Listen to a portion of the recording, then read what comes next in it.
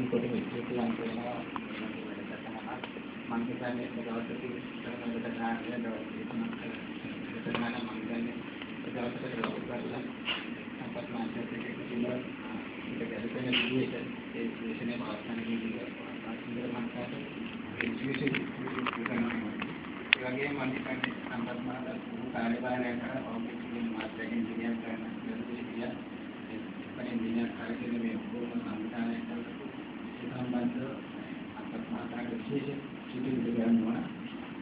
විදිහට මේ වැඩසටහන කරන්න හේතුව පෞද්ගලික සීමා පෞද්ගලික අතවාරමේදී අපේ සේවක මහත්මයෙක් ඉතිරි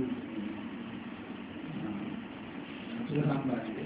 ඒවායි මැදෙන් අපේ කාර්ය මණ්ඩලයේ දුර සේවක මහත්මයෙක් මෙතන කිව්නානේ අපි ඒකේ වැඩ කරන සේවක මහත්මයෙක් ලොකු සාහිත්‍යය කරපත් තුන ඒගොල්ලෝ නැවත කාර්ය කරගෙන යන්නේ බයක් වගේ ලොකු සත්‍යයක් උදා වුණා. ඒ නිසා ඒකත් මගහරින්න අපි අපේ මාතෘකාවට කතා කරමු මේ සම්බන්ධව වැඩිපුර අවස්ථාවක් ගන්න කියලා. තමයි පාටින් මාත්‍ය සම්බන්ධ කරගත්තේ. ඒක ඇත්තටම අපි දින භාගයකට කතා කරා. අපි වැඩසටහන අවසන් වුණාම මම කියන්නේ ඒ මාසෙ ගොඩාක් ප්‍රතිදින කතා කරා. ඊපස්සේ ඒගොල්ලෝ කාර්යයට ශේෂයෙන් ගිහිල්ලා මම කියන්නේ නොබියෝ තමන්ගේ ආරේසාරිකකේදී මනින් කතාවට කරගෙන ගියා. ඒකෙත් මට හිතුණා මේක මම හිතන්නේ ඒක සාධාරණ නෝනන් ඒක මහත්මයෙන්ට ලබා දෙන්න ඕන කියලා. දැන් ඇත්තටම අපි භාගයක වැඩසටහනක් කළේ මම හිතන්නේ අද දිනකට වැඩසටහනක් වලට තුනක්. මුලින්ම මම හිතන්නේ මේ වැඩසටහන ඇත්තටම පාස් කරනවා කියන හැමෝගෙම කැමැත්ත අහනකොට මම හිතන්නේ මොනවලේ විතර සුවිදායක කරත්තක් තිබුණේ නැහැ. නමුත් අද මුලින්ම දෙයක් බැලුවා පේනවා හැමදේම මේ වැඩසටහනේ යම් ප්‍රතිචාරයක් යම් දෙයක් ලබා ගන්නවා.